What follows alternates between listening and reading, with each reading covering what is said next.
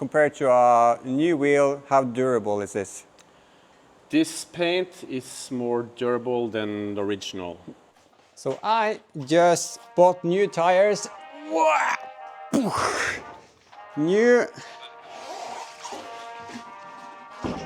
winter tires, and I also got the rims painted. This is how it got done.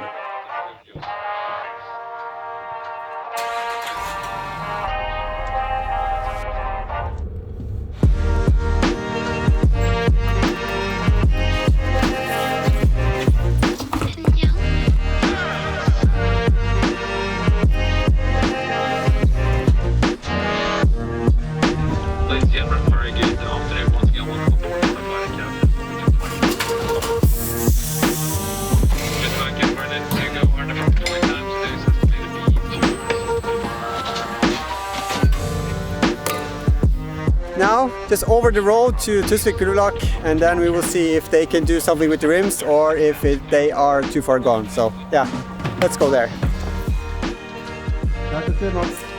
Det blir veldig bra, altså. Kan du fikse den? Ja, klart det. Vi fikser det meste. Takk skal du ha. Takk for det. Ja, vi gjør det. Yeah. Oh, this is going to go so good.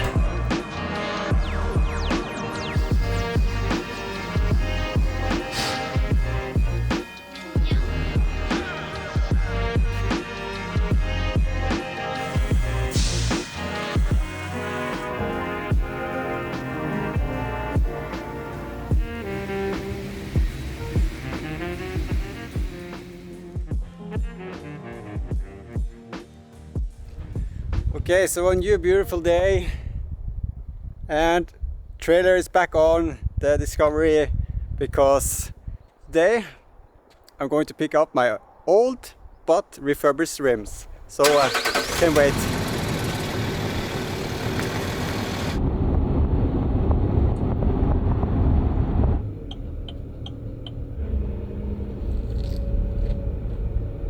Okay, back at Tusvik, and yeah, having the first look.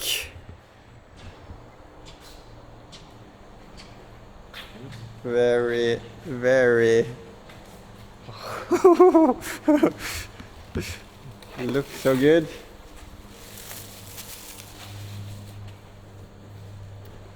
Okay, so the difference from me doing my own work and this, insane. Insane. Okay, welcome to Tusvik Pulverlakk, or powder coating in English. So Mats here has agreed to do this in English for you on YouTube, so thank you, Mats. Yeah, no problem. Yeah, you are the owner? Yes. Yeah. So we are two people working here. It's me and my little sister. Yeah. And she is what I call the magician. She's the painter. Yeah. Or the artist. The creative. The creative, yes. Yeah. So she does most of the paintings, the powder coating. I do more of the work before the painting process. Yeah, I think my viewers would like to see or hear about the process of getting the wheels powder coated. Yeah. The pre-history of these is I think they're from 2005, 4 or 5. The early Discovery 3s came with these as a winter tire. And these has been used as a winter tire for a long time now. And you could see the paint chips and oxidation of the aluminum. Yeah. So that's the prehistoric. So when you got these, you said no problem, we will fix it. Yeah. So what have you done? So when we get the wheel, we inspect them as much as we can. Yeah. Then they get prepped and pressure washed.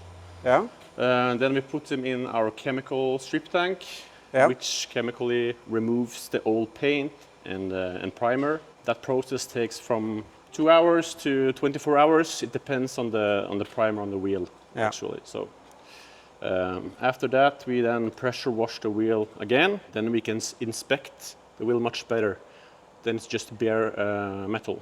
Next process then is drying and grinding out and maybe welding nicks and dents in the wheel. Yeah, I had a big nick in mine. Yes. And we cannot find that rim. It's so well done that we cannot find which one it is. So that's just, yeah, it amazes me the quality of your work. Yes, we try to do the best we can. So that wheel got welded up and grinded down to blend it in. Yeah.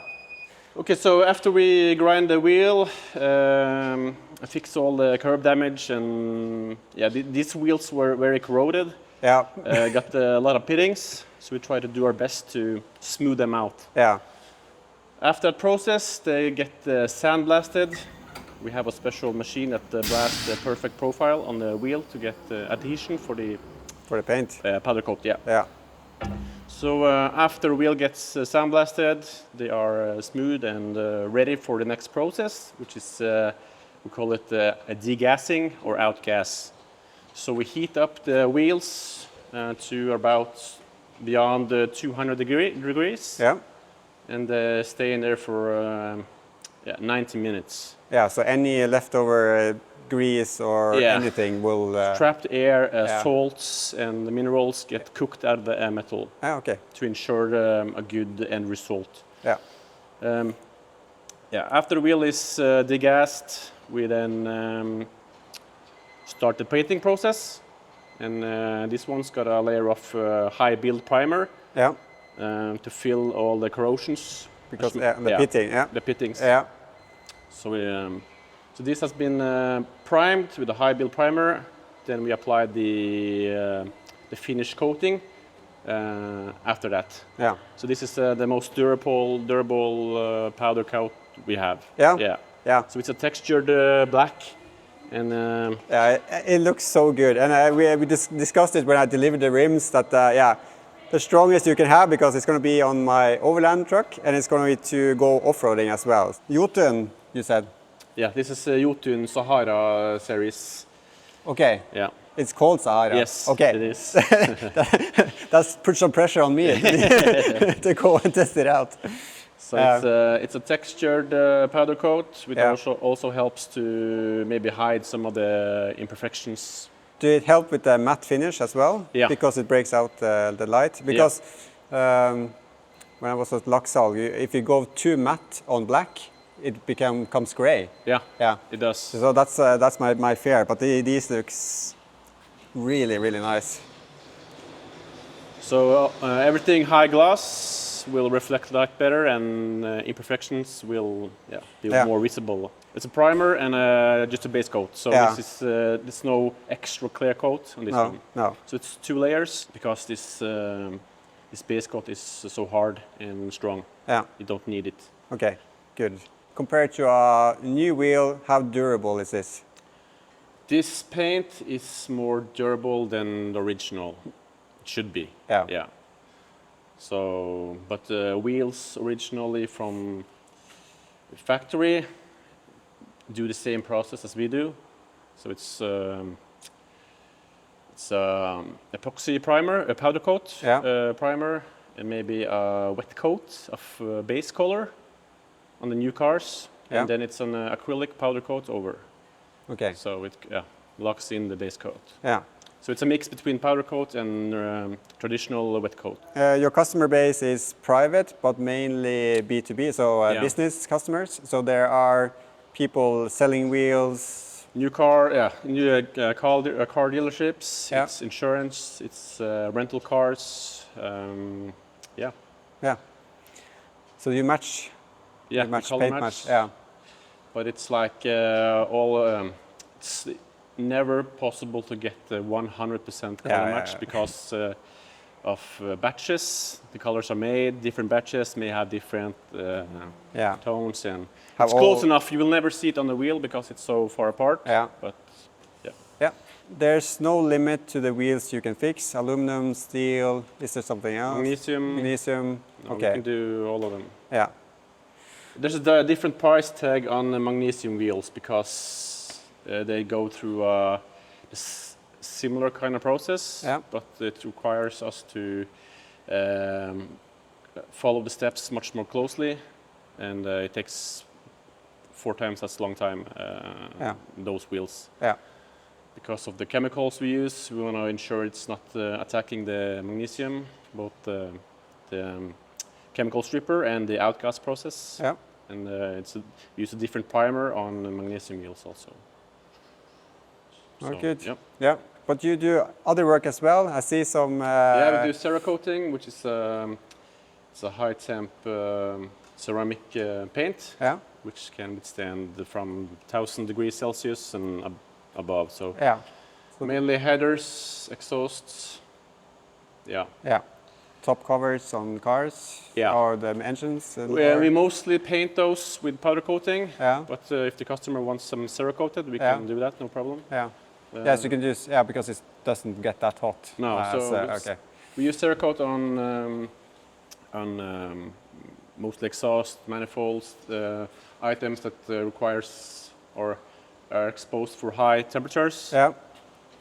Turbos, and we have another series we use for weapons. So we also Cerakote weapon parts or weapons, from pistols to rifles. Yeah.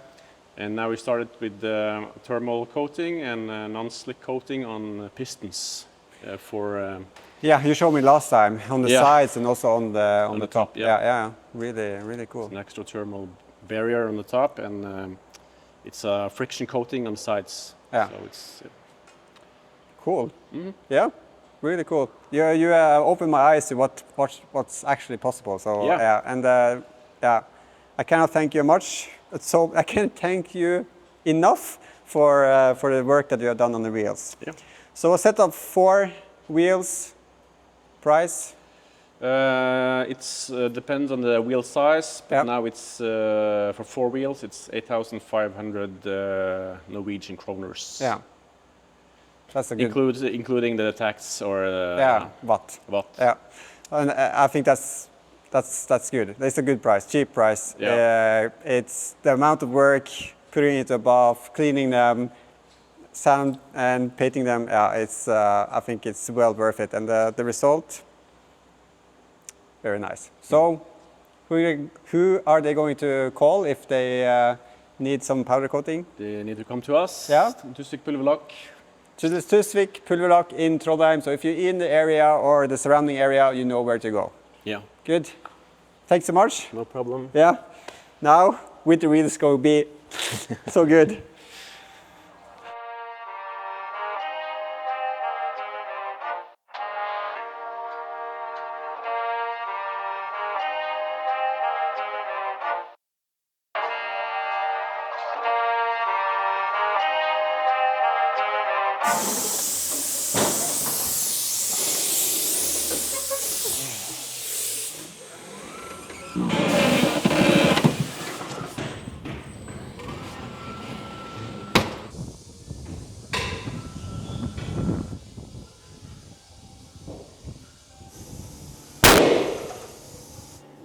Come on. Hey you are. I'm going to see if I can get it bang on 40. Oh. Obviously, you're all important, but you'll feel the majority of it if it's off on the front. Yeah.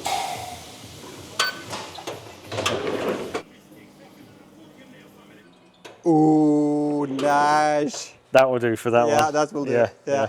Right side done. Done. Now the difficult left side. Yeah, we've got to try and rotate that one. Yeah. I think we'll go 180 completely opposite. Yeah. And go from there. Yeah. And because that was it 275 on one side? It was it's crazy. not acceptable. People use these plastic things, but I don't like them. Yeah.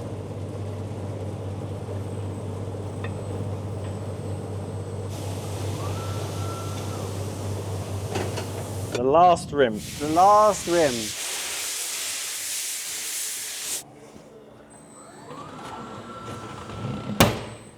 $45. Oh. So I could take 100. There you go. Oh. Right, Yes, it all comes down to this. Last wheel. Last wheel looking much better. It does look much better. Ooh. Nice. That's a nice one. Yeah. And I'll just put 10 either side. Down to 75 just by moving it around. No, changing To the rim. yeah. The rim. Yes. We're getting there. Oh, you're a big one, to prepare it.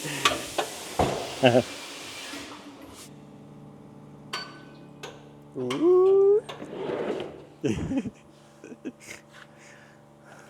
Tire bingo. Yeah. Put down your bets.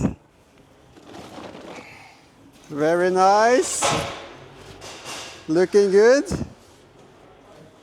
Ready for a winter trip. Yep. Yeah. Oh yeah, you'll get some, you've got more grip now. Yeah. Hang on, I've got to breathe in. I just got to train myself. Okay. Oh, you're in frame. Yeah, you're in frame. Okay. Okay. Thank you, Barry. No problem. Yeah. Come here, you. So yeah, so good service and such a good friend. Yes, yes. Yeah. Well, we try. I will repay the. You got that on camera? Yeah, I will pay. No, I'm glad you. On the next trip, I will cook. Okay. Bacon sandwich it is. Yeah. Okay. Skeptical. Oh, good. Okay. Thank you. No problem. See you. Always a pleasure. Yeah. Drive safely. I will. And the tire I went for is the Nokian Hakkapeliitta LT3. And you're maybe not surprised because I've been running the LT2s for 6 or 7 seasons. And yeah, it's the best tire that I have ever had on the Discovery. It's the best driving tire, easy to turn, good grip, and I mean like the best tire I have had even for summer and winter. It's the best tire. Really love these tires. Love the narrow narrow track and also the high sidewalls. So I could go 245, 75, R17 and get a little more sidewall, but I think the gearing with this size is just spot on. So it makes the Discovery really good to drive. And when I checked, the speedo is also spot on with this size. So why did I go for this tire? Well, it's the best winter tire that you can get for your heavyset truck pickup, or as for me, Discovery 3, because it can handle the load. So you have the Hakkapeliitta, what's it now? Are there 10, 11? Not sure.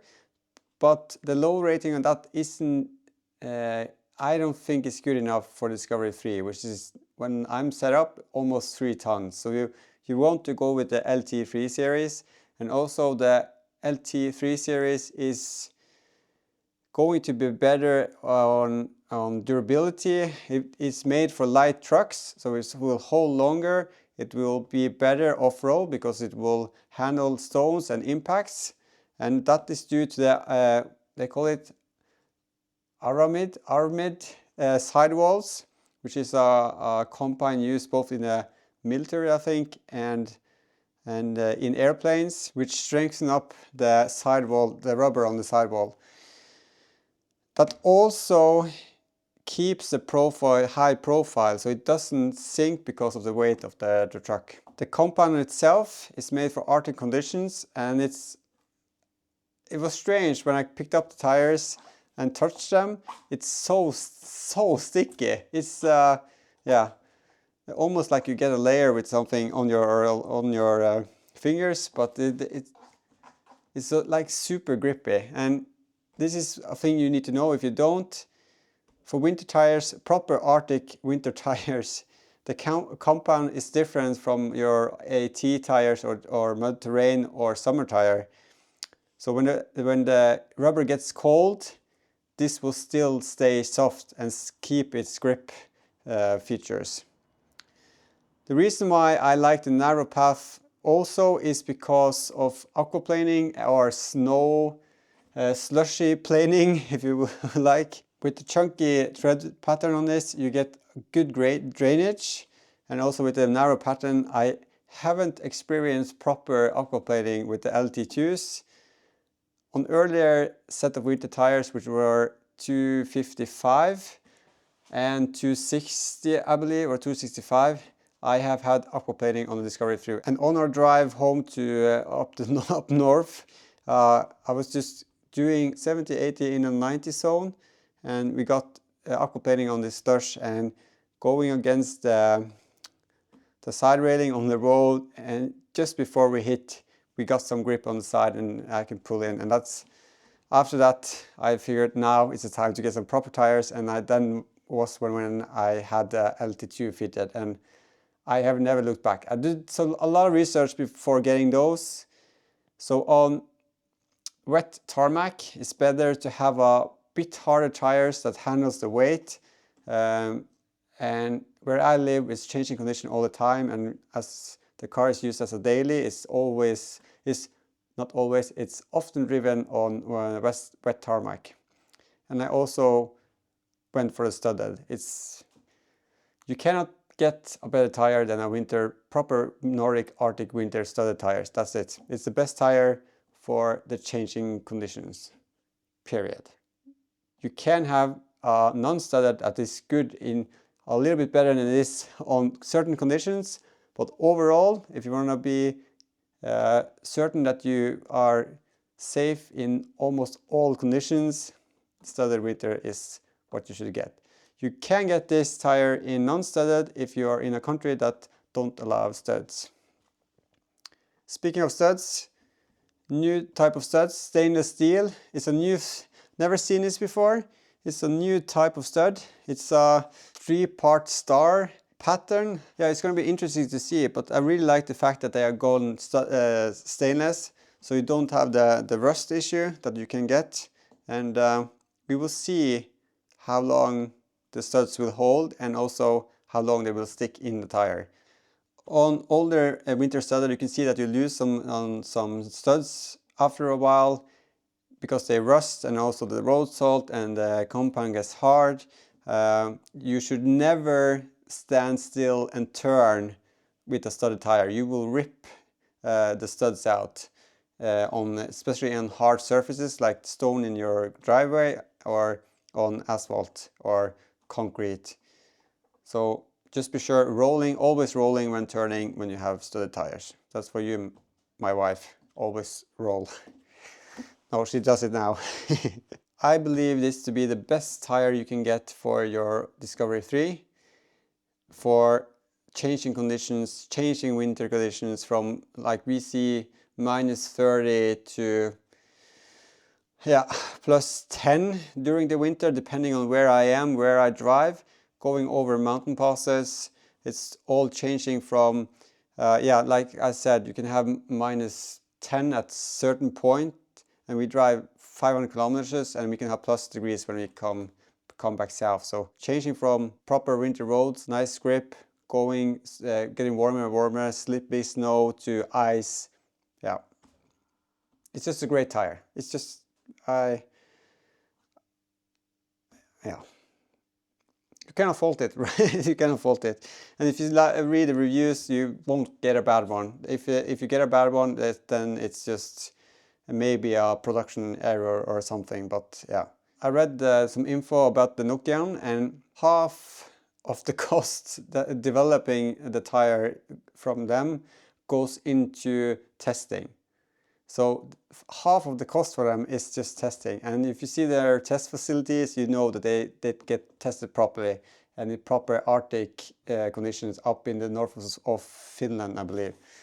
So Nokian is a brand from Finland. Not sure where this is actually produced. Made in Finland, it said. So this could be actually be made in Finland, in their location there.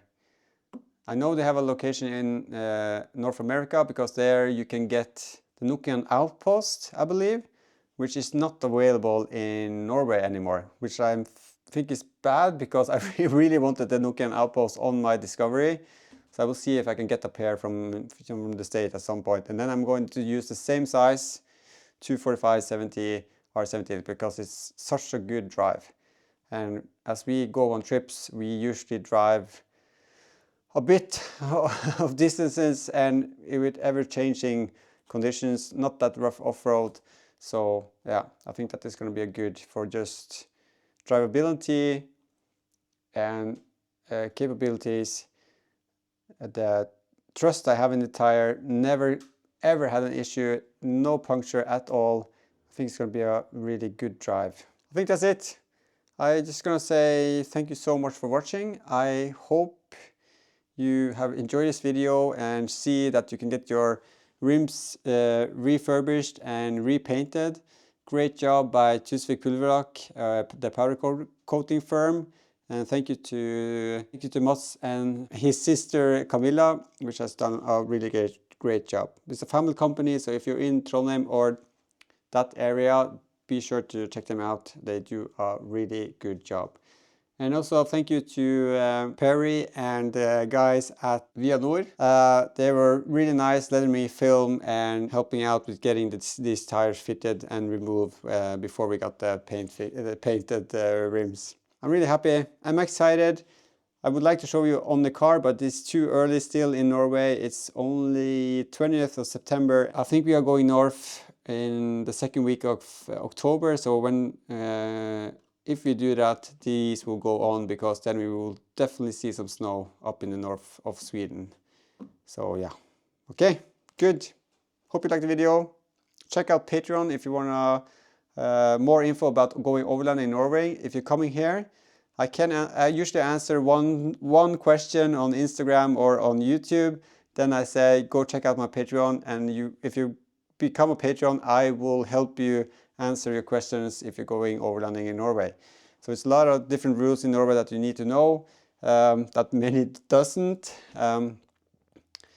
And yeah, so I can help you out that. But also if you like the videos and you want to see more, and if you have questions, be sure to check out Patreon. It will help me create more videos. Like, subscribe also helps, comment, and yeah, I guess I'll see you in the next one.